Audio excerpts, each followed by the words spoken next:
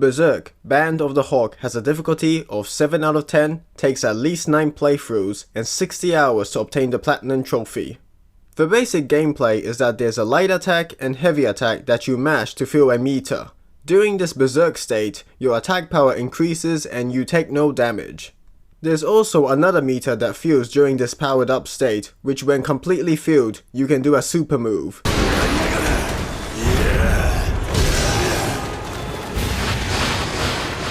Very simple stuff.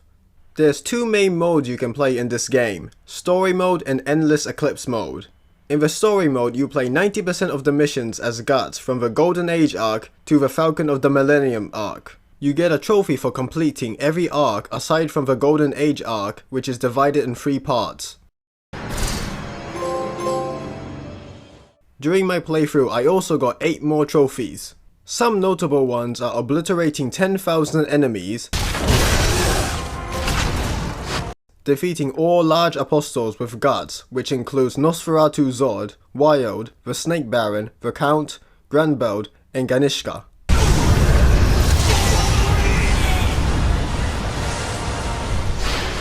There are other bosses like Muzgus and Slan, but they don't count.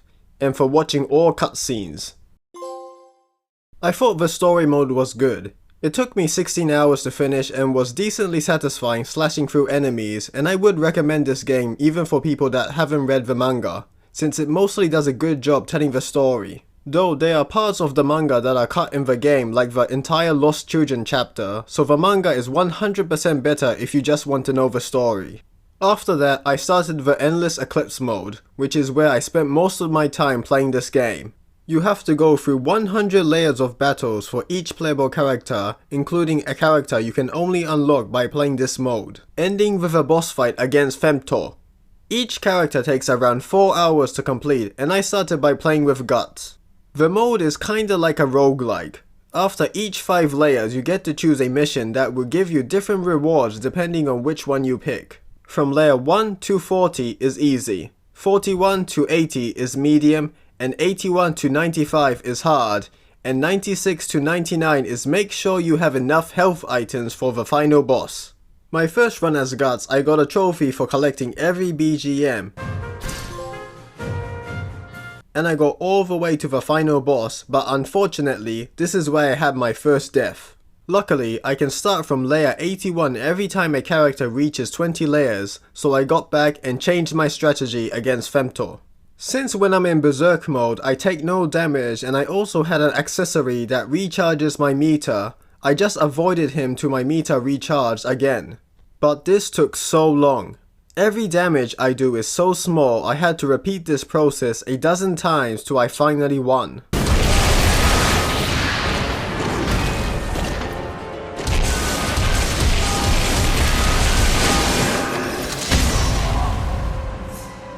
For beating the 100th layer for the first time, I get a trophy as well as a trophy for the 25th, 50th, and 75th layer the previous run.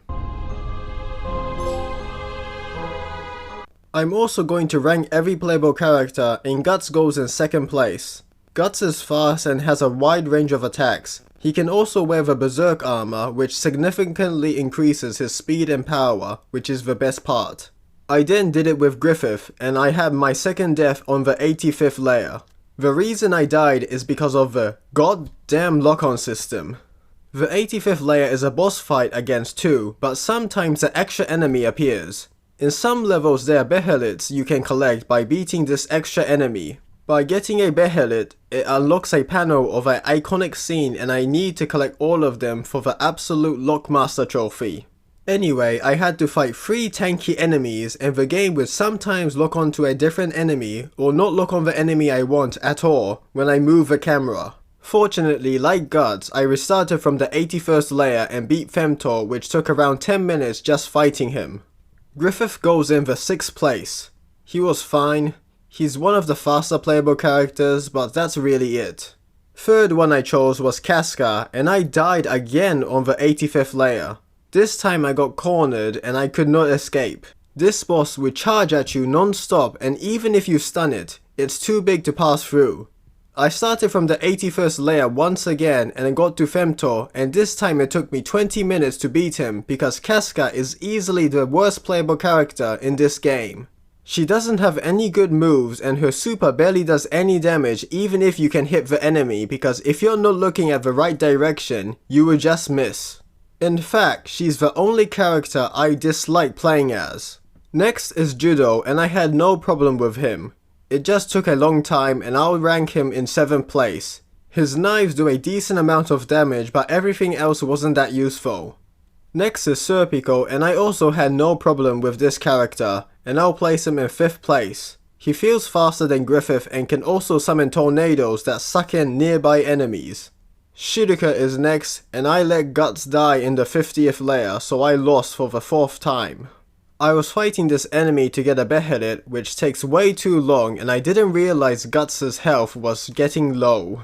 I restarted from the 41st layer and finished the 100th layer with no issue, and she goes in 3rd place. She's the only one that plays different. You have to place magic circles which have multiple abilities and then cast spells which take a long time to charge but does more damage and can get quite chaotic. Next is Zod, and he was the quickest character to get to the 100th layer. It only took me 5 minutes to beat Femtor, and he is the best character to play as. His human form is alright, but his apostle form is super fun, especially when charging through enemies. Now, the secret unlockable character, and he is Wild. Yay. He is a fun character though. Like Zod, his apostle form is better and you can do something like this. I still don't get why it's not the Skull Knight though. He's even a boss and ally in some missions, so there was already somewhat of a moveset. After 100%ing the Endless Eclipse mode, I got a trophy, the Desired. During this mode I also got other trophies like fulfilling 50% of desires, reach the maximum level for a character, collected all portable items. I mostly only use the healing ones, collected all war horses. I got the Skull Knight's horse after finishing the story mode, and it's easily the best one, so I didn't use any other. Defeated 100,000 enemies. Won battles with each character. Defeated 1,000 enemies with Casca. Rescue Casca as Judo. After the CPU takes enough damage, I can heal them, so I waited till Casca took enough damage. There's also one for Serpico, but I did that in the story mode. Transformed 3 times in one battle as Zod. Defeated 1,000 enemies as Wild. Summoned 10 golems. These guys are useful because the enemies will attack it instead of me. Completed an original picture for the first time. This also lets you play a minigame, and I got a trophy for that as well. Finally, collecting all the accessories. This one is a bit confusing because some accessories will change into different ones when combining it with a specific material, and there are a lot of items. I probably spent 30 minutes just upgrading all of these accessories.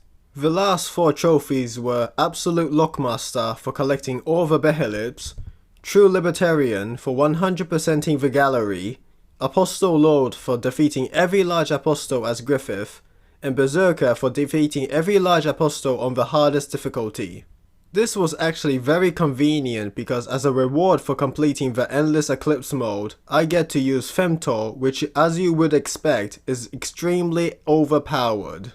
The only large apostle I hadn't defeated with Griffith was Grambeld, so I did that and got the trophy.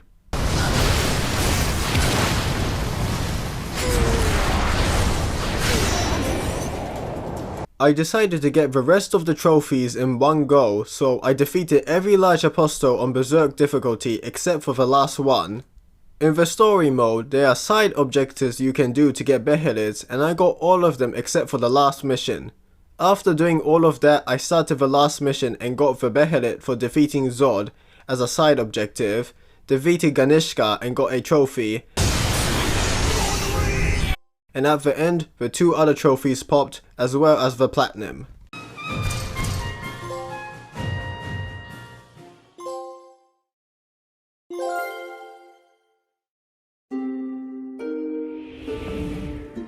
This platinum trophy has a 7 out of 10, but I'll give it a 5 out of 10.